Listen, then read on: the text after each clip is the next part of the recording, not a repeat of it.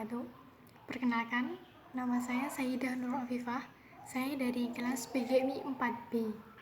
Nah, saya di sini akan melakukan praktikum IPA, yaitu mengenai perkecambahan kacang hijau.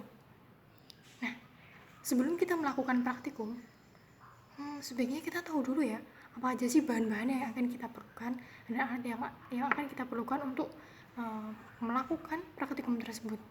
Nah, yuk kita lihat sama-sama apa aja sih bahan yang kita perlukan.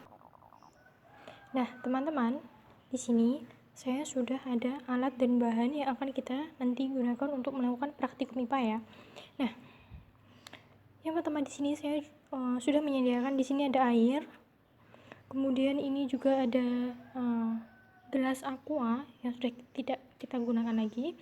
Kemudian ada kacang hijau, ada kamera. Terus di sini juga ada gunting.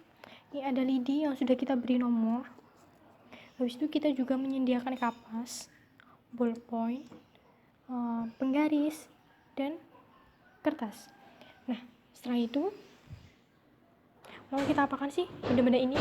Nah, kita lihat aja langsung cara pembuatannya. Nah, teman-teman, di sini saya sudah menyiapkan bahan-bahannya tadi. Nah, kemudian langsung saja ya, kita akan mempraktikkan bagaimana sih cara pertumbuhan perkecambahan kacang hijau. Kita akan membuat praktikum sekarang. Nah, pertama-tama saya akan basahi kapas dulu. Tapi ingat ya teman, kapasnya jangan terlalu basah dan jangan terlalu kering. Nah, kita ambil kapas. Setelah itu kita akan masukkan ke air. Nah, kita peras airnya supaya tidak terlalu basah. Setelah itu kita masukkan kapas ke dalam gelas aqua. Nah, setelah itu teman-teman, saya akan melakukan lagi.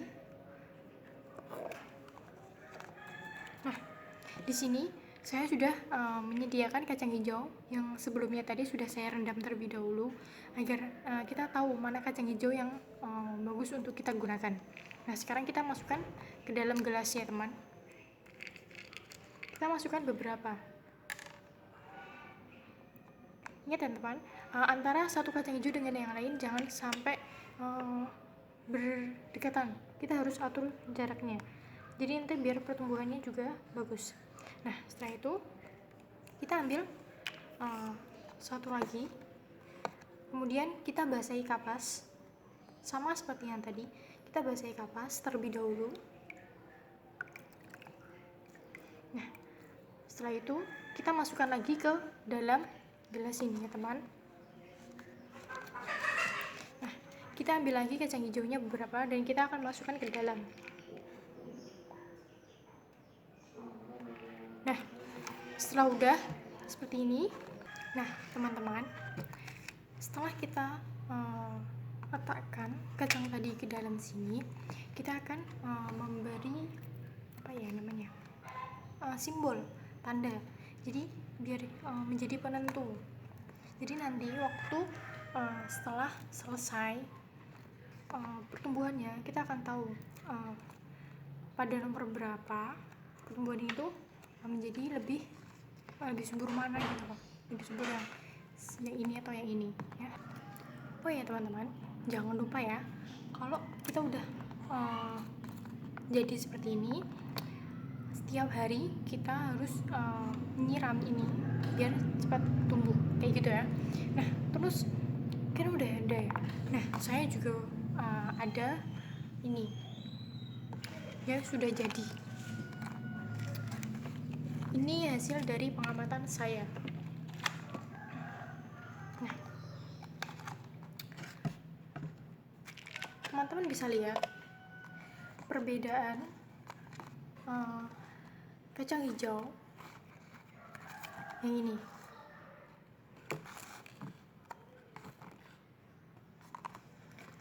Sangat terlihat kan perbedaannya. Yang ini karena di tempat yang gelap, jadi tidak terkena cahaya matahari sama sekali. Nah, sedangkan yang ini tuh terkena cahaya sinar matahari. Nah, bedanya apa sih? Nah, kalau yang ini ini tuh warnanya juga berubah, beda. Yang ini kuning, yang ini hijau. Karena apa? Karena tumbuhan kalau tidak terkena sinar matahari, maka pertumbuhannya itu akan semakin cepat karena ada pengaruh dari fitohormon. Nah, jadi dalam fitohormon itu ada hormon auksin. Nah, hormon auksin itu fungsinya untuk memperbesar atau memperluas sel-sel yang ada pada tumbuhan tersebut. Nah, sedangkan pada hormon ini sendiri, hormon auksin itu sangat peka terhadap matahari.